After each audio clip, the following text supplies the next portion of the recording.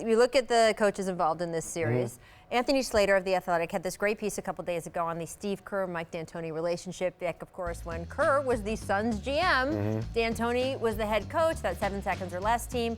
These are two guys, Anthony talked about in the piece, you would think would be a great fit. Yeah. Like personable, outgoing, good communicators, like, modern sort of type of style. It lasted 11 months, and it got ugly at the end. Now, they're friends now. Things are good now. But, I mean, you were in that front office. What can you tell us about that? Yeah, I mean, it was a difficult time because, like you said, two great people that just didn't see eye to eye. Part of it is, I think, you got to look at the context, the circumstance. Mike D'Antoni was coaching GM. Now, all of a sudden, he's just coach, right? And every coach in the league, I don't care, unless your name is Pop, they all have that paranoia. They're coming to get me. They're coming to get me, right? So Mike felt a certain way, like endangered, I should say. At the same time, Steve, this was his first go-around, so things that Steve thought was just being affable or being accommodating or trying to be helpful could be perceived because it's out of the norm of what a GM would do. Right. Like, for instance, coming into a locker room after a tough loss and having suggestions. Like, that's not the time and the place because everyone's emotionally charged. Right. And that was like the second or third game of the year, and I remember it because I was in the video room here, and like from me to this camera right here was the coach's office, and I heard everything. And it's like hearing your parents argue because I love Mike and I love Steve, and I'm like, man, what's going on? But I never thought it would be. Did you need a lollipop after? I needed a hug, but I never thought it would be anything until the playoffs, and I swear to God, like that game 1 loss to San Antonio.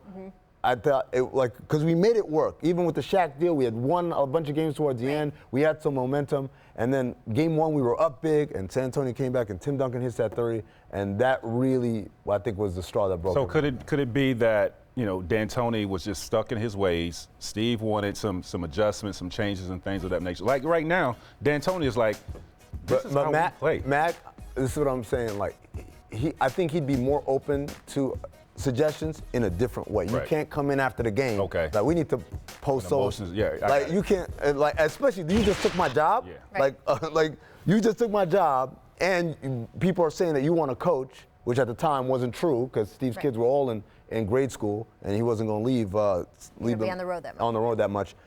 But you got to see from his perspective, again, coaches are always like, they're coming to get us. Right. We got to win this championship, or they're going to come and get Well, us. it's interesting from Steve's side because he talked to the San Francisco Chronicle about his days in Phoenix and specifically his decision to trade Sean Marion, Marcus Banks for Shaq in February of 2008.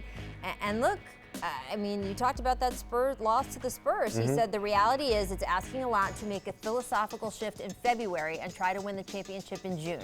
If I had more experience as a GM, I would have understood that concept better. I would have stayed the course, kept doing what we were doing, made smaller moves to stay true to our identity. You live and learn. I'm gonna disagree with Steve. I think this is Steve talking now with because I think he's forgetting the pressures that we had to shave salary because part of that was Marcus Banks had a contract. Right. Robert that was Sarver really long. had taken ownership of the team pretty recently, and even though he paid a lot for the team, he does not like to spend money. We were under pressure constantly to get the finances in order, and so that was a big part of that deal. And Sean Marion wanted a huge extension. He was already the highest paid player on the team, but he wanted max again. Right. And we were looking at the books and saying, he's the third best player on the team. We can't keep paying him more than Steve Nash, a 2-time MVP, more than Amari Stoudemire, an All-NBA player. And so there were some financial decisions that went into that. It's not always about, do we think this is the best basketball fit? And by the way, it worked until it didn't. Until it didn't. It's funny, he's making all these really smart points. He's telling all these good insider stories, and all I do when I look at him is I see the roaches in his ear. It's just like I'm looking at the side of your head, and I'm thinking there's roaches I'm here, in that man's America. ear.